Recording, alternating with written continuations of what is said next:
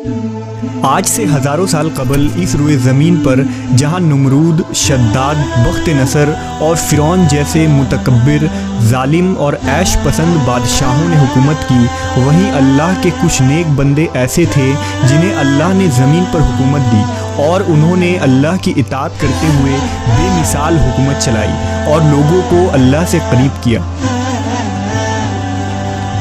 جن میں ایک نام حضرت ذوالقرنین کا ہے۔ حضرت ذوالقرنین کو اللہ نے زمین پر اقتدار بخشا تھا۔ انہیں ایک عظیم لیڈر کی صلاحیتوں سے نوازا گیا تھا۔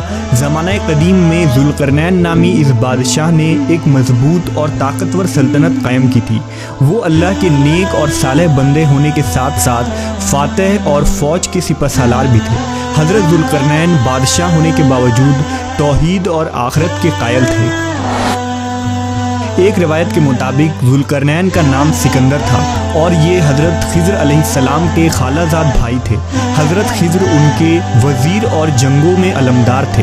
علماء کے نزدیک ذوالقرنین نبی نہیں تھے بلکہ اللہ کے ایک صالح بندے اور نیک بادشاہ تھے۔ انہیں اللہ نے قرآن مجید میں ذوالقرنین کہہ کر کیوں پکارا، اس کے متعلق مختلف آراء ہیں۔ بعض کے نزدیک انہوں نے دنیا کے دو سینگ یعنی دو کناروں کا چکر لگایا تھا، اس لیے ان کا لقب ذوالقرنین تھا۔ بعض کا قول یہ ہے کہ ان کے بال کافی لمبے تھے جنہیں وہ دو حصوں میں بانٹ کر باندھتے تھے، اس لیے لوگ انہیں ذوالقرنین کہتے تھے۔ ایک قول یہ بھی ہے کہ ان کے تاج پر دو سینگ بنے ہوئے تھے، اس لیے ان کا نام ذوالقرنین ہو گیا۔ قرآن مجید میں حضرت ذوالقرنین کے 3 سفر کا حال بیان ہوا ہے جو سورہ کہف میں تفصیل سے موجود ہے۔ یہ سفر نہایت ہی عجیب اور عبرت خیز تھا۔ حضرت ذوالقرنین نے پرانی کتابوں میں پڑھا تھا کہ سام بن نوح کی اولاد میں سے ایک شخص آب حیات کے چشمہ سے پانی پی لے گا تو اس کو کبھی موت نہ آئے گی، اس لیے حضرت ذوالقرنین نے مغرب کا سفر کیا۔ آپ کے ساتھ حضرت خضر علیہ السلام بھی تھے۔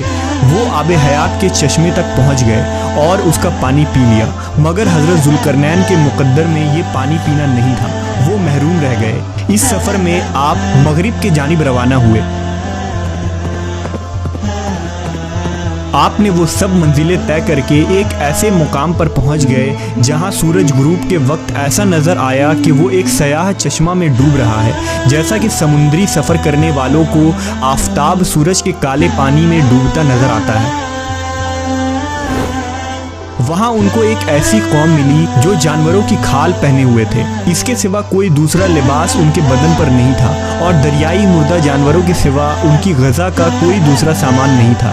یہ قوم ناسک کہلاتی تھی۔ یہ قوم فسق و فجور کا شکار ہو چکی تھی، ان میں سرکشی اور بغاوت عام تھی۔ اللہ رب العزت نے ان کی سرکشی پر حضرت ذوالقرنین کو فرمایا کہ یہ تمہاری مرضی ہے کہ انہیں سزا دو یا ان کے ساتھ اچھا سلوک کرو۔ حضرت ذوالقرنین نے دیکھا کہ ان کے لشکر بے شمار ہیں اور یہ لوگ بہت ہی طاقتور اور جنگجو ہیں۔ ذوالقرنین نے ان لوگوں کے گرد اپنی فوجوں کا گھیرا ڈال کر ان لوگوں کو بے بس کر دیا، چنانچہ کچھ لوگ ایمان لے آئے اور کچھ آپ کی فوج کے ہاتھوں مارے گئے۔ دوسرا سفر حضرت ذوالقرنین نے مشرق کی طرف کیا اور وہ طلوع آفتاب کے آخری کنارے پر جا پہنچے۔ وہاں آپ نے سورج کے طلوع ہونے کے منظر کو دیکھا اور ایسا محسوس کیا جیسے سورج زمین کے اس خطے پر آباد ایک قوم پر ابھر رہا ہو۔ یہ لوگ بغیر لباس اور مکان کے غاروں میں رہا کرتے تھے۔ ان کے پاس سر چھپانے کے لیے چھت تک نہیں تھی۔ وہ بے سہارا، کمزور اور لاچار لوگ جانوروں کی طرح غاروں میں زندگی بسر کر رہے تھے۔ حضرت ذوالقرنین نے اس قوم کی تربیت کی، ان کے لیے لباس اور چھت کا بندوبست فرمایا اور عزت کے ساتھ زندگی گزارنے کے جوہر سکھائے اور اس قوم کی تمام ضروریات کا انتظام فرمایا۔ حضرت ذوالقرنین نے یہاں اپنا سفر ختم نہ کیا بلکہ وہ شمال کی طرف بڑھے اور شمالی جانب میں وہ قفقاز کے پہاڑی علاقوں تک جا پہنچے۔ وہاں انہیں ایک قوم ملی۔ ان لوگوں نے حضرت ذوالقرنین کے حسن سلوک سے متاثر ہو کر یہ التجا کی کہ پہاڑ کے اس جانب ایک قوم آباد ہے جو یاجوج ماجوج کہلاتی ہے۔ یاجوج ماجوج حملہ کر کے ہر وقت انہیں پریشان کرتے رہتے ہیں۔ اگر ممکن ہو تو ان کے 2 گھاٹیوں کے درمیان جو درے ہیں انہیں بانٹ دیجیے اور اس سلسلہ میں جو لاگت آئے وہ ہم دینے کو تیار ہیں۔ چنانچہ حضرت ذوالقرنین نے ان کی اس درخواست کو منظور کر لیا اور کہا کہ تمہاری مالی امداد کی مجھے ضرورت نہیں، اللہ کا دیا ہوا بہت کچھ موجود ہے، البتہ کچھ مزدور تم مہیا کر دو تو میں ایسی دیوار بنا دوں گا جو نہایت ہی مضبوط ہوگی۔ लिहाजा पहले लोहे के बड़े बड़े तख्तियों के ऊपर नीचे तहें जमाई गई जिनकी बुलंदी दोनों तरफ की घाटियों तक पहुंच गई। तो लोगों को हुक्म दिया कि खूब आग भड़काओ। इस काम के लिए लकड़ी और कोयला को इस्तेमाल में लाया गया। जब लोहा आग की तरफ सुर्ख हो गया तो पिघला हुआ तांबा ऊपर से डाला गया जो लोहे के चादरों की दर्जों में जमकर पेवस्त हो गई और ये सब कुछ मिलकर पहाड़ सा बन गया। बुलंदी की वजह से इसके ऊपर चढ़ना भी मुश्किल था, इसे तोड़ा भी नहीं जा सकता था। जब ये दीवार तामीर हो गई तो हज़रत ज़ुल्करनैन ने अल्लाह का शुक्र अदा किया जिसने ये दीवार बनाने और लोगों को आए दिन की परेशानियों से निजात दिलाने की तौफीक बख्शी, मगर साथ ही लोगों को ये भी बताया कि ये दीवार अगरचे बहुत मजबूत और मुस्तहकम है मगर ये लाजवाल नहीं। जो चीज़ भी बनी है बाला आखिर फ़ना होने वाली है, जब तक अल्लाह को मंजूर है कायम रहेगी और एक वक्त ऐसा आएगा कि ये दीवार तबाह हो जाएगी। तबाही का ये वक्त क़यामत के करीब होगा। दरअसल याजूज माजूज याफिस बिन नूह की औलाद में से हैं। ये एक फसादी कौम है। इन लोगों की तादाद बहुत ही ज़्यादा है। ये लोग बला के जंगजू और खूनखार और बिल्कुल ही वहशी और जंगली हैं जो बिल्कुल जानवरों की तरह रहते हैं। मौसम रबी में ये लोग अपने गारों से निकलकर तमाम खेतियाँ और सब्जियाँ खा जाते थे और खुश्क चीज़ों को लाद कर ले जाते थे। आदमियों और जंगली जानवरों यहाँ तक कि सांप, बिच्छू, गिरगिट और हर छोटे बड़े जानवरों को खा जाते थे।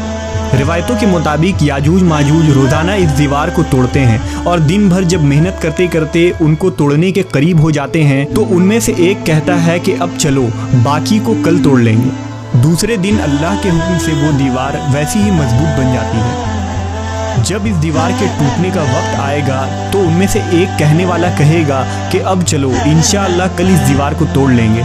इन लोगों के इंशाअल्लाह कहने की बरकत से दूसरे दिन दीवार टूट जाएगी। ये क़यामत के करीब होने का वक्त होगा। दीवार टूटने के बाद याजूज माजूज निकल पड़ेंगे और ज़मीन में हर तरफ फितना और फसाद और कत्ल व गारत करेंगे।